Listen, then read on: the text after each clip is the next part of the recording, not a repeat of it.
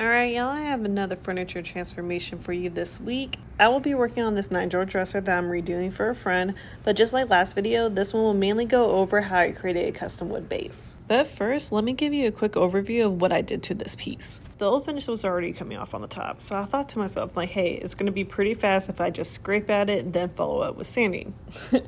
I was sadly mistaken because this section right here, took about 30 minutes to do. So I'm like, you know what, screw that, it's gonna be faster if I strip this piece. I have a love-hate relationship with stripping. I love how it only takes about 15 minutes to cook so I could scrape off the old finish, but I hate how messy it is. I know I'm not the only one that feels this way, and if you like it, you're lying to yourself.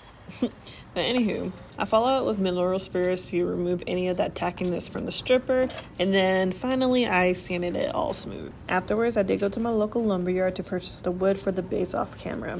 I usually have to wait the next day to pick up the wood because 9 times out of 10 I would have them do all 4 sides, which means milling down the wood and doing a parallel rip. So for the meantime, I did focus on the drawers and the frame of the piece. Now I did strip and lightly sanded one of the drawers to see if that burr-like wood design will still be there. Either that design was fake or it couldn't handle the 180 grit because as you can see on the right hand side, it was completely smooth. But either way, it doesn't really matter because my friend wanted the body of the piece to be painted black. So I just scuff sanded the rest, sprayed 2 coats of bench lac primer, then follow up with Black Magic by PPG and obviously top coating as well. Now that we're done with the overview, let's rewind a little bit and start talking about the base design because that's probably the reason why you're here. Like always, I flipped the piece over to remove the original skirt. I don't really know what I was doing here. It would have been easier to just flip it over on some foam, then lift it up onto the rollers.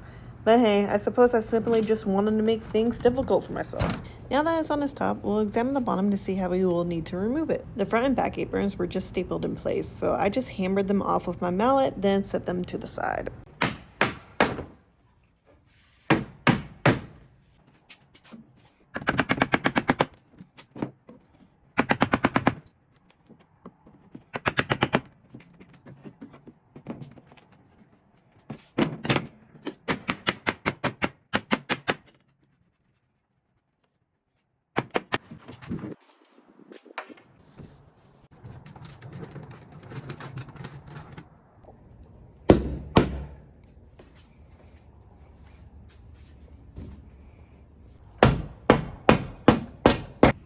Now it's time to focus on the sides. Unfortunately, they couldn't be hammered off. The sides were the main part that supported the dresser, so I think the manufacturer just decided to make it one solid piece. But either way, the bottom part needed to go, so we're going to flip it on one of its sides. Okay, so this dresser is 6 feet wide, and my tripod can only go so high, so unfortunately, during this part, it's going to stay at this angle. As you can see on the screen, I clamped down my rafter square.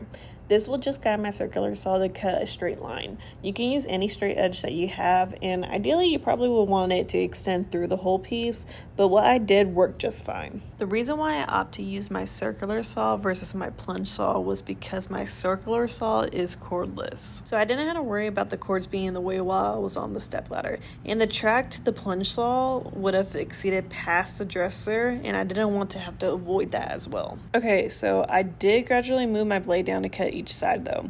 I just felt like it would have gave me more control, and with this being a battery operated tool, I knew it wasn't as powerful as a quarter one would be. I made 3 passes on each side and started my cut about 1/2 inch in. Alright, up next is to start working on the base. I picked up my wood from my local lumberyard, but here are some options from Home Depot if you don't have the tools to rip down your own wood. But keep in mind, you will be paying for the convenience of that wood being already ripped down for you. We're going to start with cutting out the feet. I wanted them to be 5 inches tall, so I measured them out before cutting them on my miter saw. With this being hardwood, and I think the thickest piece I've cut down to date, I didn't want to add any unnecessary stress to my hand-me-down miter saw. So I made a few cuts through the wood, going slightly deeper with each pass. I know this is 2 times the speed, but I made sure my blade was up to speed before doing the next pass. Pretty much if it's not up to speed, then it could lead to a rough cut. Once I was done with that part, I set my table saw to 7/4 or 1 3/4 because I wanted the feet to be a perfect square. Then I cut down those 5-inch boards until I had 8 feet. After that, I started to work on my aprons, and this is when I realized I forgot to tell them to do all 4 sides for my 1 1/8 board. So before I moved forward, I took off about 1/8 of an inch on that side. As you can see, it's not hard to do. I just prefer my lumberyard to do that because they charge like under $1 per side to do, which I think is perfect because it saves me time in the long run. This clip right here just shows you what the variance was on that side before I cut it down. Now that all sides are straight, I started to measure out my aprons. At the end of this, I will have 8 aprons, which brings me to my inspiration. I'll pop it up on the screen so you have something to refer to. The first time I'd seen this style base was by Autumn from Revived Creations by Autumn, and Abisha from The Curated Addict does this style a lot as well. Both of these ladies are on IG if you would like to look at more of their work. They both are so incredibly talented. I started with cutting out the front outer parts of the aprons since those will be the longest ones. I just used my miter saw to cut my desired length, and as you all may know, I don't have a sliding miter saw, so what I do is just flip the piece over to cut all the way through. And if you line it up correctly, then you should have an even end, which I'll show you what my end looks like. I set my table saw to 9/4 or 2.25 inches for the aprons because in my opinion, I thought this would be the best look for this particular base. I did 4 cuts at this particular length, which I can share all the different length measurements with you towards the end. Luckily, I had enough excess wood from those 4 aprons to cut the 2 middle aprons. So I marked down the length that I needed, cut off the excess with my miter saw, then took it through my table saw. Again, this is set at 2.25 inches and I made 2 passes for this. Finally, I just had to cut down the 2 side aprons, which I just repeated the exact same steps.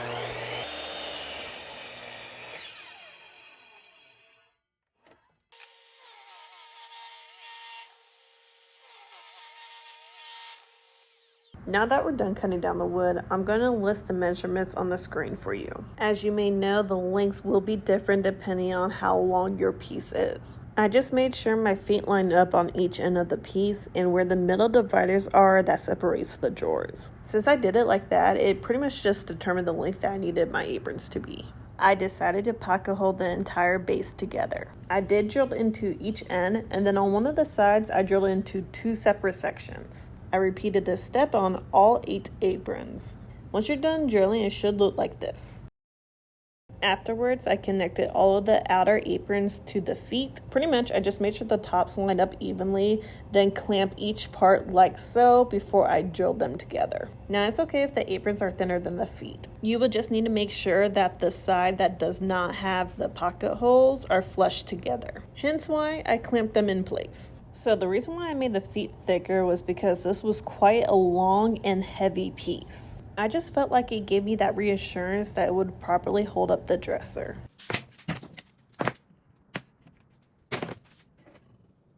Once I had the outer parts connected, I connected the middle parts to them.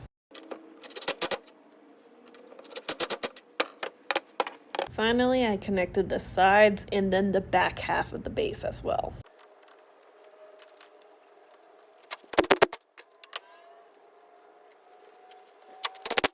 Since the base is completely put together, it's now time to add my little routed details. And y'all already know, it's not a Calibri design base without a routed detail. I just recently purchased a new bit, and I thought it would be perfect for this simple base design.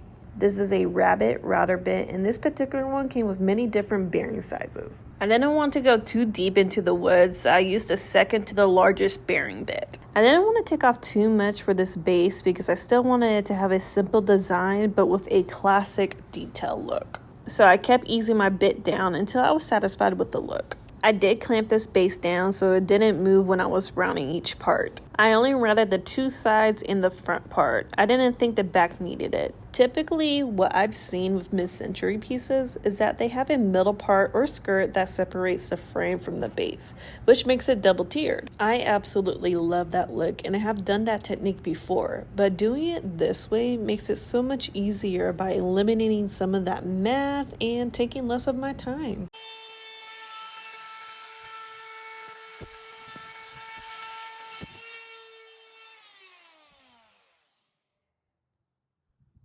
Once I was done rounding, I grabbed my orbital sander to sand it with 180 and 220 grit so it could be prepared for the stain. But I did hand sand the parts where I routed.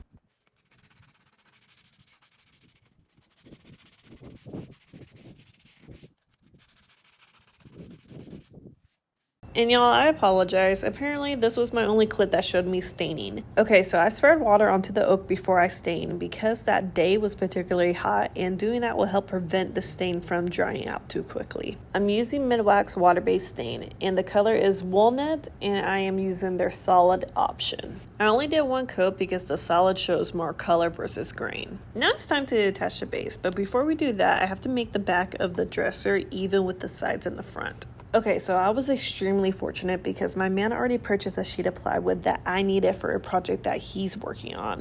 And he just cut down a long, thin sheet for me. So all I had to do was just cut it down to the length that I needed. After I cut that down to size, I made sure it fit properly before gluing and nailing it in place.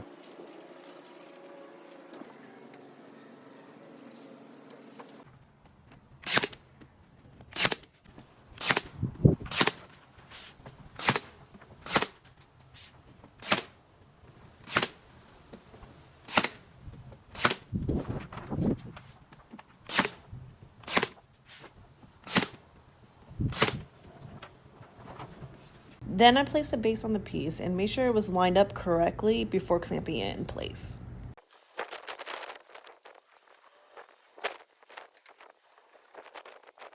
Once it was secured, I drilled in all my pocket hole screws throughout the base.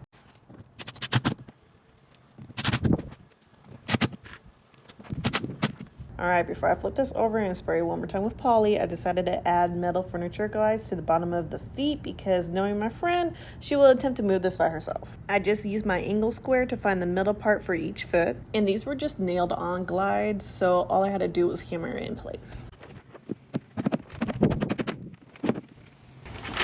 Alright y'all, it's finally time to show you the final results. Here's a reminder of what it looked like before, and this is how it turned out. My friend was thrilled with the results and told me that she tends to go a bit dark for her furniture. So she was so happy that the walnut stain brought some warmth into this piece, but still keeping that dark aesthetic. And with all honesty, the tone reminds me of chocolate, and I'm not mad about that. But when it hits the sunlight, oh, it just gives it this beautiful caramel chocolate look. But alright, I know some of y'all are here for the numbers, so let me pop it up on the screen for you. Typically, I would price a big dresser like this for around $800 plus, but I decided to lower the price a little bit since this was for a friend and she also purchased some nightstands for me as well. But alright y'all, you know the drill. Stay tuned for the next one.